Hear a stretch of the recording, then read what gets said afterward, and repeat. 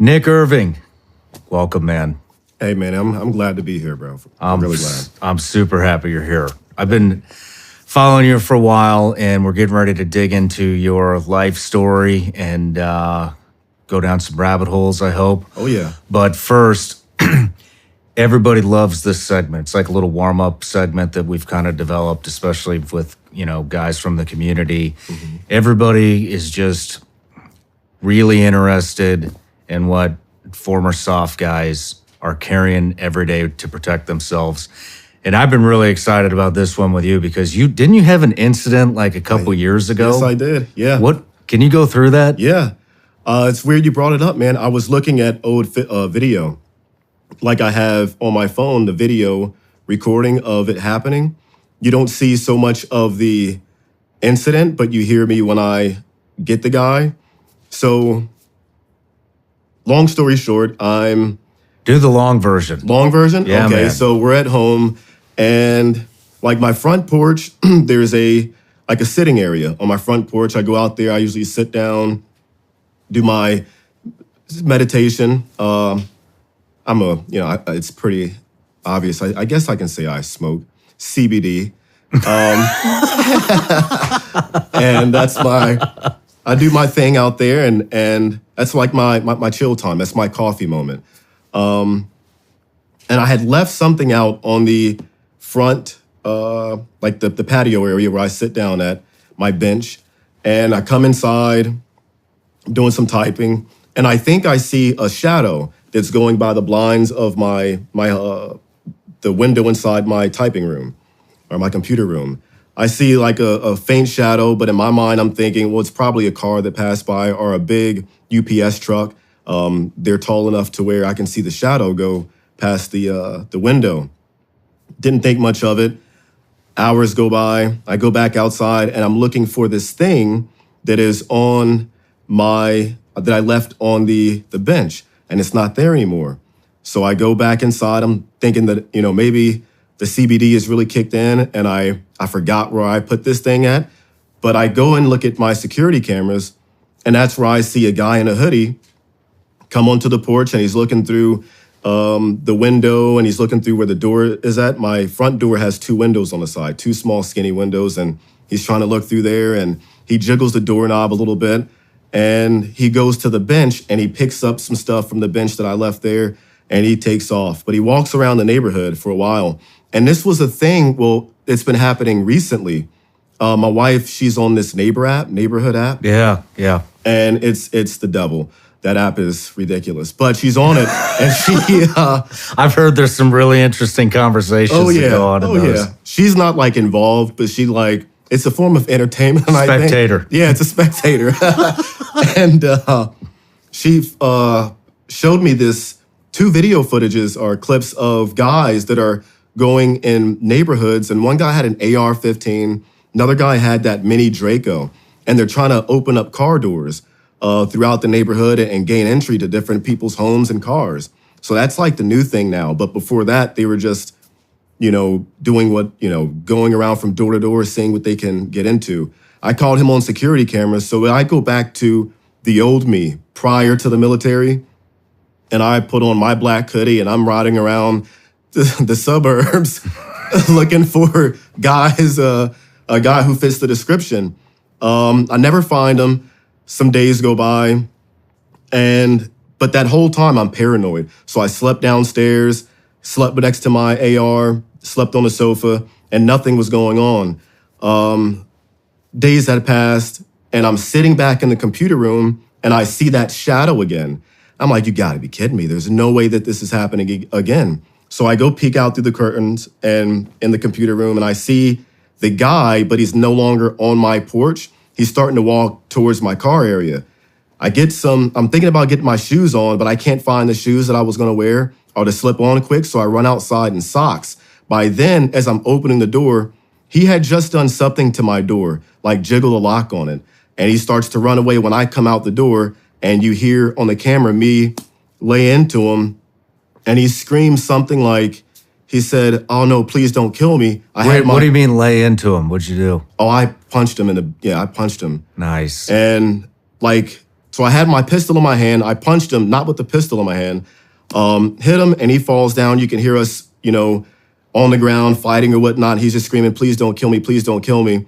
So I put my foot in his lower back. I flipped him over, and I put the gun to the back of his head, and you just hear the devil part come out of me. And I'm like, I say what I have to say to him.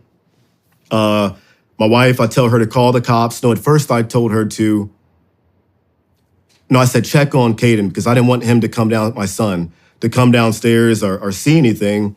And then I told her to call the cops, and this guy's pinned down on my driveway behind my car.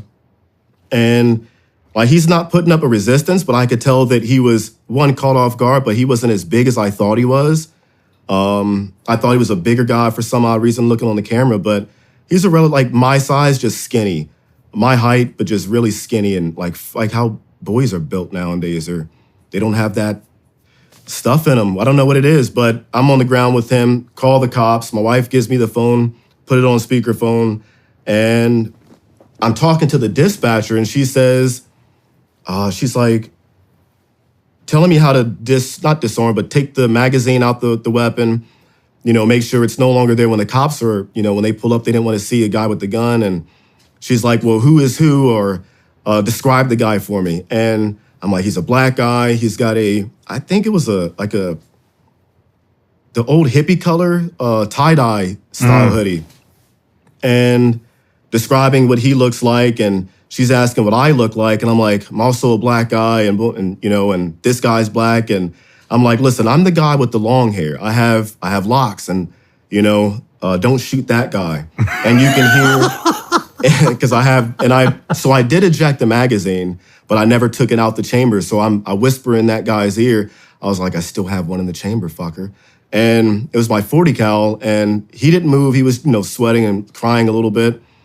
The cops come in like 45 miles an hour, and you can hear him on the camera come to a screeching halt. The cop, he gets out of his vehicle and takes it on from there. And I just took a picture of that guy. Because what I wanted to do with him was, I wanted to do what I wanted to do with him. Mm-hmm. But then I thought about it, and I guess a lot of it came down to, I don't know, you don't really expect something like that to happen stateside. Yeah. So to turn that, I can see if, he was armed too, but the fact that he wasn't. He was armed? No, he was not. Oh, no. Okay. If he were armed, I think it would have been way different. But, well, obviously. It's just that he wasn't there's no rules of engagement, I guess. Or there are, but it's just a weird situation to be in. So I didn't, want to kill him, I guess. And once I gained control of him, it was, no point in it. He has a little lump in the back of his head, but that's about all I gave him. Yeah.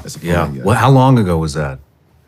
Dude, that was a few years ago. Over 3 years. I think around the pandemic time, if I'm not mistaken. Okay. Or if that's what you want to call it, that flu season. Yeah, the flu season. Yeah.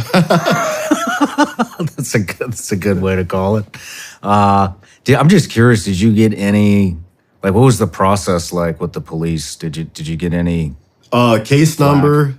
I got an update as far as he was prosecuted or put away for I forget how long, but I didn't really keep up much with it. I had a case number, the cop, and I just never followed up with it like that. You didn't get any no repercussion for defending your family and property? No. I've had a few not run-ins with the cops, but the cops in my neighborhood, or they come around, they know me, and I've had an incident with some German Shepherds that one of my neighbors has. He has 4 or 5 of them, and they can be violent, and they all got out on the leash, one or off their leash, or broke out the house, and they're roaming the neighborhood, and me and my son are outside, kicking a soccer ball around.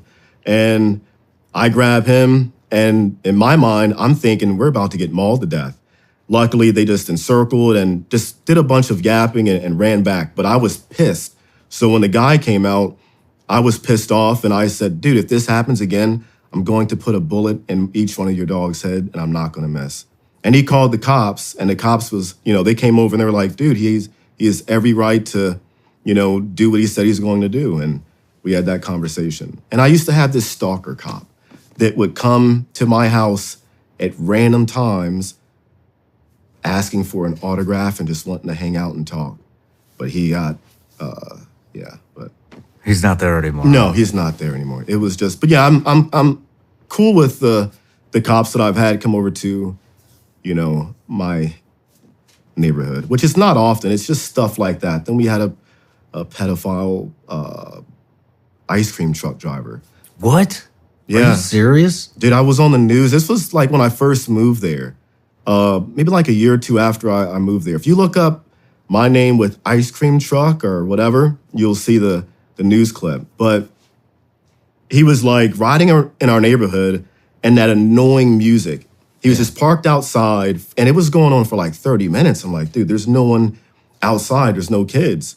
And I go outside and that's when I see what I saw him doing in the ice cream truck. And it, I blew my shit, man. And that's when me and him got into it. And the door of the ice cream truck, and I ended up almost like ripping that thing off to get to him. And he's trying to, run me over with the ice cream truck, and we're scruffling. My wife is hanging out the front door, and she's like, what's going on? Why is this guy fighting the ice cream truck guy? And I tell her, I say, Jess, go inside and get my bitch. And my bitch is a little 12 gauge, like a short barrel sawed-off shotgun. And yeah, made the news for that. So Man. that's I don't know. I have those little weird run-ins. I mean, imagine finding out you broke into the guy's house nicknamed the Reaper. Yeah, he found out. Genius. I'm glad I did not kill him, though. I think that would be, I don't know if it would weigh heavier on my conscience or whatnot. It would just be something that was not expected, Yeah. Especially at that time. Yeah. Unexpected.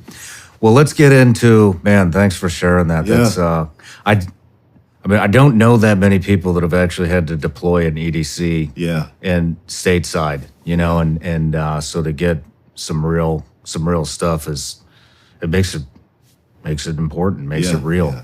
But just everyday carry.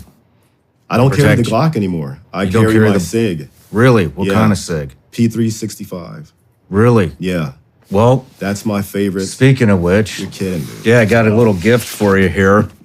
So I got a buddy over at SIG. His name's Jason. Yeah? Yeah, he loves when people from the community come on and is always curious about can what open they're it carrying. Yeah, open it up, pull it out. Oh, you're kidding. Yeah. dude. Yeah, so that's No. that's the latest one. The P365 Macro Legion, Jeez. dude. all metal. Oh, It's got the compensator built in on the front. That's their new optics. They've really upped the game with the optics. it appears so, doesn't it? And Oh, my, bro. Oh, that feels so good. This is way different than my 365 that I bought years ago, or a Yeah. couple of years ago. That feels so good in my hand. I love that weapon. I mean, they don't make them all metal Perfect. anymore, and so for SIG to come out with the Legion all metal, subcompact 18 or 17 plus one in the pipe. She's a beaut. Oh, my gosh, dude. Wow. Bro, I don't have a firearm that I brought you or anything like that, but this is amazing, man. I really appreciate it. Yeah, my pleasure. That's my new EDC. Well, there it is. That's Right on. the EDC, man. So you were carrying what, the OG SIG? Yeah. And before that was my Glock 23. Or I had the Glock 23 and the Glock 22 before that. I started off with the 22, but that was just way too long and too bulky. That's more of like years ago, my winter carry. And then when I got introduced to SIG, I used to not be a big SIG guy. In battalion, you have Glocks and we had the Beretta. So I've always been a Glock, and I did not like the Beretta until I got my hands on a SIG introduced to me by a Navy SEAL. Dude, I don't want to forget it. I am drawing a blank, but it was a SEAL, and they had the 229, I think. Yeah, 22. That's 226. or 226, something Yeah. like that. And yeah, dude, that was the first SIG that I held and I shot that I was like, you know what, it felt smoother. It was just something about it that it didn't feel like a brick. Something about a Glock feels like a brick to me. The sights, the way they come up, and I don't know. The SIG ergonomically, for me, feels better. I can get quicker on the sights with it. It's lighter. I don't know. I love the SIG. So What do you that's been think my about new- those red dots on top of handguns? Yes, I love them. You're I into love it. 'em.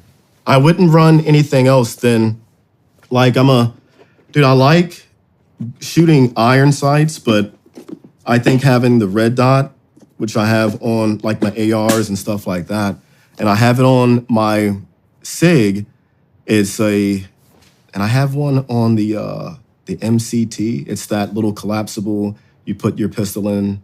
Oh yeah. I have one on that. That's like the only red dots that I have. And of course the scope's on the long rifle, but for a handgun, I would always have a red dot, in my opinion. I just get quicker on the sights with it, I think. Yeah, I'm a lot more accurate, Accurate, especially at distance with it. But it's taken me some time to find the right sight picture fast. Yeah, yeah. But I love it. But what else? Dude, what else do you sick, carry? man. Oh yeah, so cell phone, of course. I have a not a satellite, but a cell phone charger that is solar, so you can set it out in the sun and it charges it up. And a little Faraday bag. That's what I've been, and a little fanny pack. So it's a fanny pack with the little Faraday bag in it, and you put your cell phone in, and I put my phone charger in, and I carry my, my SIG, and that's like the only thing that I really carry. Other than like the vehicle, we have a. Real quick, before we go to the vehicle, let's talk about the Faraday bag. Why do you carry that? Your guest, Tim Kennedy, actually put me onto that. Really? Yes. And after your guys' interview, I think he put something up on YouTube or whatever, and he was describing, or maybe it was on this episode where he was talking about what he carries for EDC and the Faraday bag, and looked into it, and it's like, and the way things are going now with, you never know what's going to happen, Yeah. I think that was it opened my eyes to having a, form of communication if something does happen, and then having the secondary form of communication all the way to your, emergency, which prayerfully will never have to get to. But Yeah. normally just one phone, cell phone charger, and my Faraday bag and pistol. Man, I don't carry a Faraday bag. Maybe I should, but have you ever heard of General Spalding? No. Oh man, you got to follow this account on Twitter. Yeah? Super hard on China. Really? But he is developing. This is fascinating. You hear about all these black phones that people are getting that the protect you from the typical advertiser ID and tracking you and everything. This guy isn't building a phone. He's building a 5G network where you control all of the data. Really? And you put it it's for communities. So basically you throw a little mini cell tower up. These should be whatever, it doesn't matter. You throw a mini cell phone tower up and it's your SIM card, it's your network. Oh, wow. You control everything. And it's EMP proof. Oh, wow. He says that the phones, if an EMP went off and your phone wasn't plugged in, it would be likely that it would not be affected. Really? Yeah, he said it. Most of the stuff that's affected would be the stuff that's plugged into the grid. But pretty interesting stuff. But I don't carry a Faraday bag, but I have a Faraday box at the house Yeah.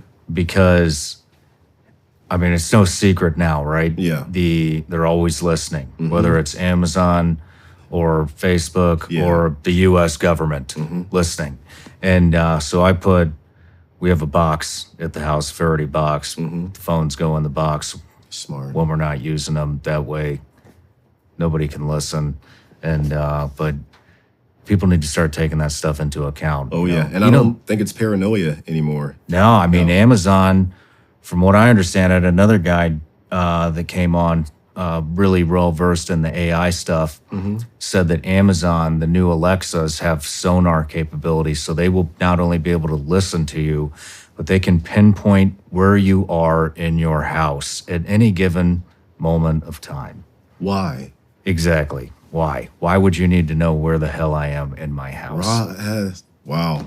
Crazy. Unless they're giving all that information to the government or something, and if they want to know, I don't know. Why you wouldn't want to know where I'm at in my home unless you're targeting me? Well, I mean, they're picking up algorithms in your voice, with your emotions and all this This stuff. is getting out of control, man. It's scary, Yeah. So I've even thought about putting that EMF proof paint on all the interior of my house. Yeah, they have a paint you ever go into like a department store and you'd notice you'd have zero signal. Yes, yeah. That's EMF paint. Oh, man. Yeah, yeah. But what do you think that the biggest mistake is people make who, I mean, look, crime's on the rise. There's supposedly, borders wide open. Yeah. We talked about this at breakfast.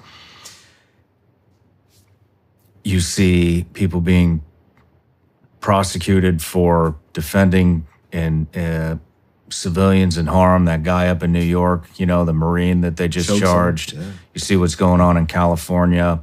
What do you think that the biggest mistake is for people that are starting to wake up and go, oh man, maybe I need to get something to protect myself, whether it's a firearm or some kind of The biggest blade. mistake, Yeah. What do you think the biggest mistake people make is? not familiarizing themselves with what they're going to be using to defend themselves with. A firearm, like my wife, for example, she was never big on guns until, of course, she married me or whatnot. And but in order for her to be comfortable around them, I wanted her to at least be able to shoot them. And as opposed to, like, when I was deployed for 3-4 months at a time, I would, leave my weapons at home so she would be protected. But I think not even training. I mean, it takes some degree of training. Not everybody has the capability of being able to go out and spend thousands of rounds on ammo or whatever. But just having a basic understanding, I think, would be extremely helpful to be comfortable with having that small explosion or large explosion happening in your hands or a few inches from your face. I think, having somewhat of a familiarity with that would be extremely helpful. But I think most people will buy a weapon and never use it. It's just, I have a gun, I'm going to set it on my dresser, drawer, wherever you have your weapon at, and that's where it stays and collects dust. And they don't know the basics of loading it or shooting it or even maintenance, cleaning it, having it set there for as long as it does. But I think that'll be the biggest mistake, is not at least familiarizing yourself with your self-defense weapon. Yeah, yeah. I'm with you on that. I think that's a a major flaw. If you don't know how to use it, then it's not going to be there when you need it. Or you may buy something that's way too, I don't know, if you're a beginner and you go out and you think because a Desert Eagle 50 cal it's a stopping power round, and you go to shoot it and it's not for you, or you can't get those follow-up shots, or, you break your wrist because, you don't have enough testosterone. But I think, not familiarizing yourself would be the worst thing to do. Yeah, yeah. Well, Nick, I appreciate you sharing that stuff, and man, what a great segment. No matter where you're watching Shawn Ryan Show from, if you get anything out of this, please like, comment, subscribe, and most importantly, share this everywhere you possibly can. And if you're feeling extra generous, please leave us a review on Apple and Spotify podcasts.